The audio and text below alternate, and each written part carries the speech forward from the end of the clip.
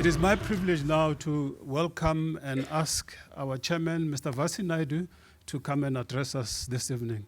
Vassi, we thank you very much for having availed yourself. We know you are very busy, especially this week with board meetings and subcommittee meetings, but we're greatly appreciative of the fact that you have found time in your busy schedule to come and spend time with us this evening. Thank you.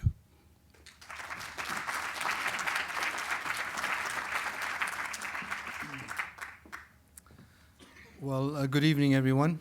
And let me just say apologies up front because I'm not going to be able to be with you for much longer than 6:45. And that's not because I have a board meeting tomorrow, as Abe said, but thanks for covering. That's because my daughter is getting married in December, and we have what I would describe as a fusion wedding in play. And I have a meeting with the priest at 7 o'clock, and I daren't be late because I have to negotiate with him that we can serve non-veg and we can serve alcohol at the wedding. And I do have the board meeting on Thursday. Okay, good evening, everyone, and thank you for welcoming me, Abe. And may I also, as chairman of Nedbank, offer my sincere welcomes to you this evening. And I'm delighted that our facility is being used for the good of institutions like PfP. So, Abe, thank you for doing this. I've been asked to talk to you about active citizenship and in terms of how business, government, and civil society should work together in order to achieve South Africa's vision of 2030. And I'll just give a personal perspective in terms of how I see this playing out. But let me start off by saying that I have great admiration for Partners for Possibility, as I believe that your concept offers a very creative solution, as has just been articulated by Abe, to our country's education crisis. Just as an aside, I was introduced to PfP about October last year, Louise, and my good friend Brun Pretorius said, "You've got to meet this woman."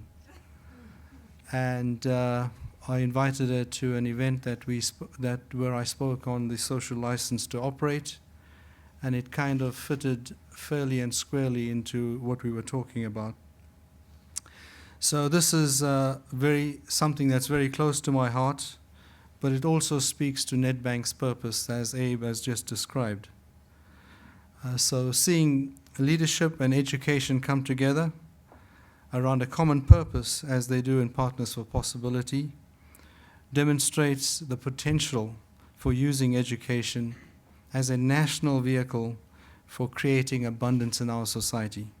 And we have to create abundance in our society through the inclusive wealth agenda that Praveen Gordon has been talking about as well. Because it's only this abundance wealth that will create opportunities for employment and growth on our continent, not only in South Africa. We understand that our success in achieving this depends on the success of the environment in which we operate. That's clearly some responsibility on government in that. The people, the talent that we have available to us, the community interest, and we should not, in fact, forget the sustainability piece of this, which is what I would call the planet. In South Africa specifically, there's much to be done to overcome the challenges of inequality, poverty, unemployment, and education. And this is clearly at the heart of our socio-economic challenges that we face in the country. While we've made some progress, it is clear from the national conversation, which I referenced earlier, that we need to accelerate the next wave of economic and social transformation in a more deliberate and constructive way.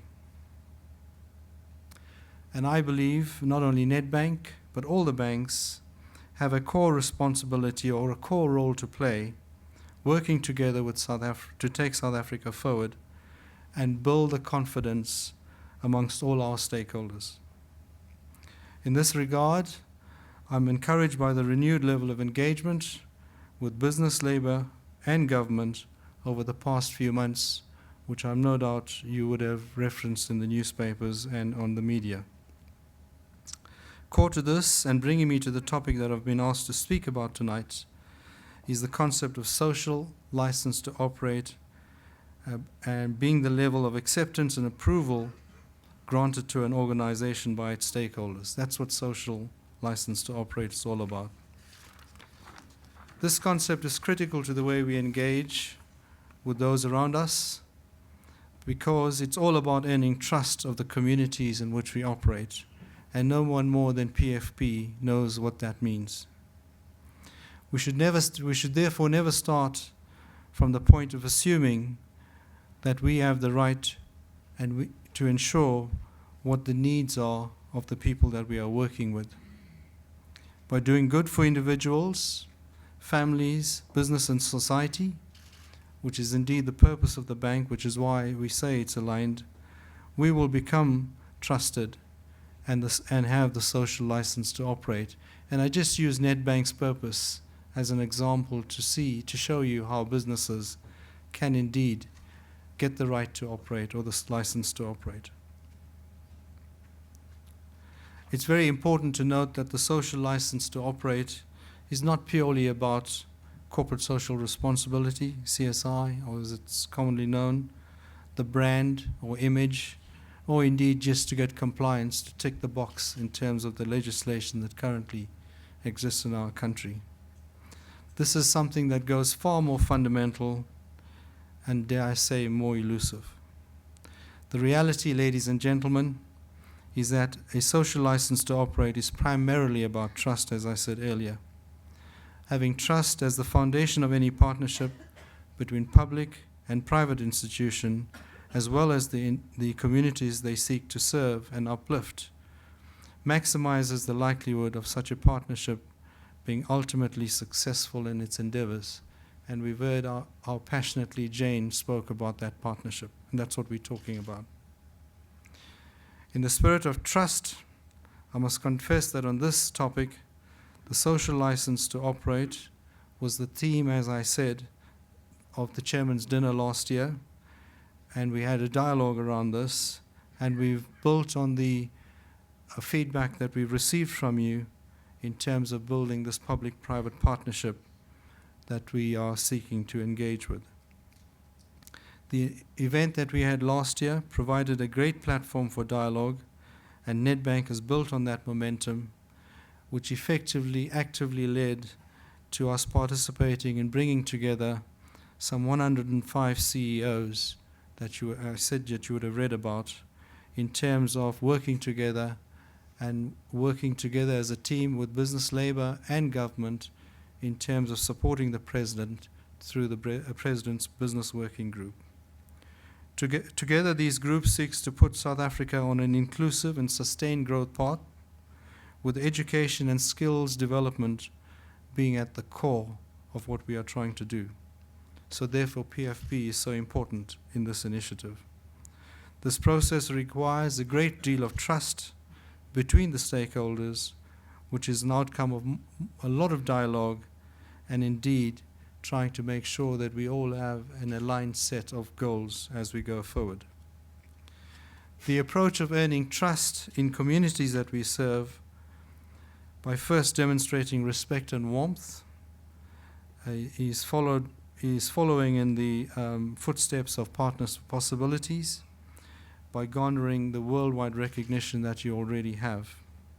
In fact, much as Partners for Possibilities teams up with schools and businesses to drive positive change in schools, businesses are also trying to see the benefit that we can get from ensuring that they do this effectively.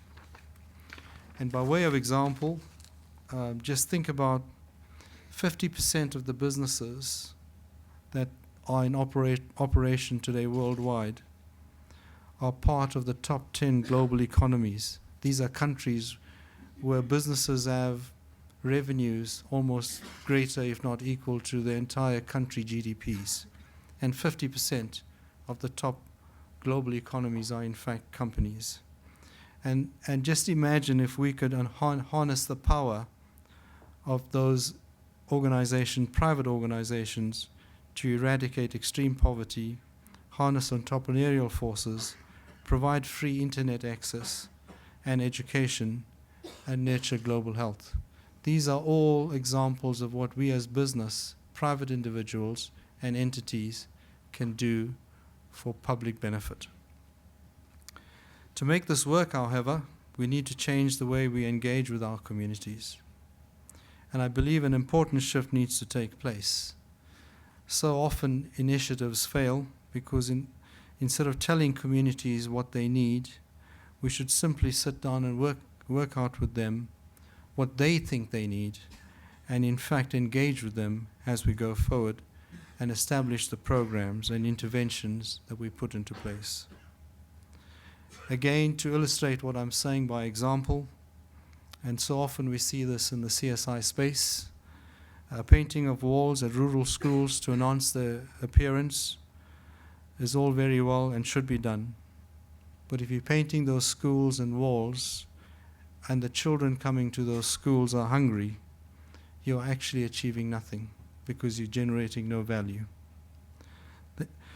And that's largely because effectively they're unable to concentrate on the lessons that are being delivered.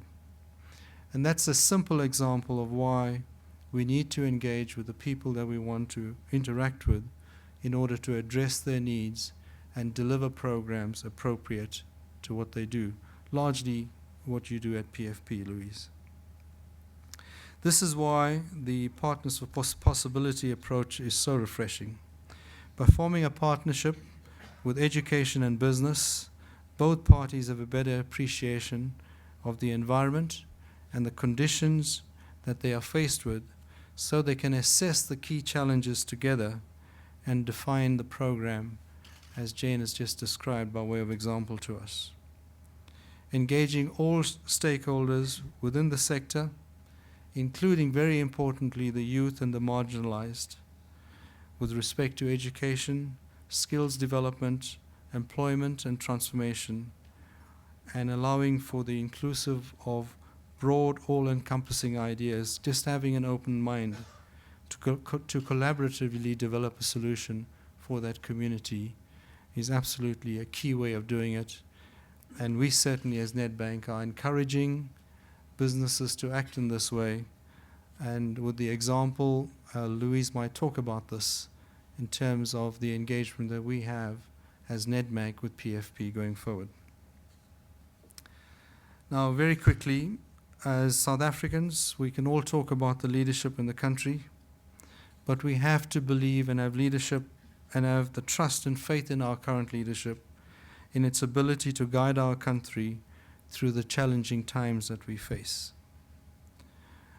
And we therefore need to make sure that we do our bit as private entities in order to continue investing in education so we could generate the right levels of leadership across all levels of society, effectively the future leadership. That way we can be confident that our children and grandchildren will receive the right level of education, training and development, and participate in the inclusive growth and prosperity that I personally believe South Africa can still offer, notwithstanding all the problems that we currently have. In my view, this growth that I believe is embedded in the South African economy and the South African society is yet to be tapped, and I believe we will tap that as we rebalance our economy in terms of the sectors and the various geographies within our country.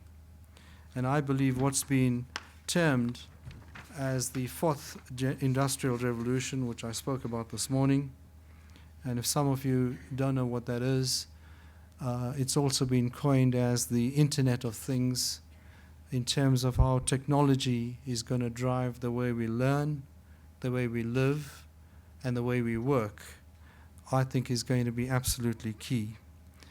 And I therefore think for PfP, it's very, very relevant that they embrace the fourth industrial revolution in terms of the skills and competencies, and therefore the education that we reshape together with the curriculums that are provided into schools in order to make sure that the kids coming out of our schools have relevant competencies to embrace and thrive in this fourth revolution, industrial revolution that's going to be upon us. So just as organizations have transformed from the industrial area to the knowledge area where we currently are, I think I have absolute faith that we will do so certainly as companies and private firms, but I think working together in partnership with an organization like PfP, we will get the benefits as companies as the relevant skills are nurtured and developed in partnership with the school principals and the government curriculum, which will make sure that we as entities have these relevant skills in order to fuel the growth and employ the talent that we need in order to capture the benefits of the fourth industrial revolution. I believe that the initiatives such as Partners for Possibility will therefore become the driving force behind creating this vision for our schools and our curriculum, and in exploiting this fourth industrial revolution. And certainly we as Nedbank, and I'll speak for ourselves, we see great possibilities in working with PfP, and I have no doubt in my mind, Abe, we're going to try to take our partnership with them to the next level. I appreciate there's been some frustrations in terms of the speed of Nedbank and the agility of us to do this, but bear with us, and I have no doubt in my mind we'll get to the right answer soon. And I would also say, by putting out Nedbank as an example, I would call on other companies and private entities to engage with this wonderful organization and try to manage your purpose and vision with this entity. And certainly by doing that, you can endorse and enforce your social license to operate in the industries and sectors that your companies choose to operate in. So in conclusion, my thought for tonight, therefore, is that we should use this brief time together to try and robustly dialogue this paradigm shift around partnerships in terms of how private companies could do good in the public sector, working with the public sector, how we engender these partnerships and build trust with one another, working with the communities and the various stakeholders to make this a reality. So from my point of view, to the people at PfP, I wish you a lot of good luck, and I hope your organization goes from strength to strength, and I am no doubt in my mind we are the tailwinds as Nedbank behind you. Thank you very much.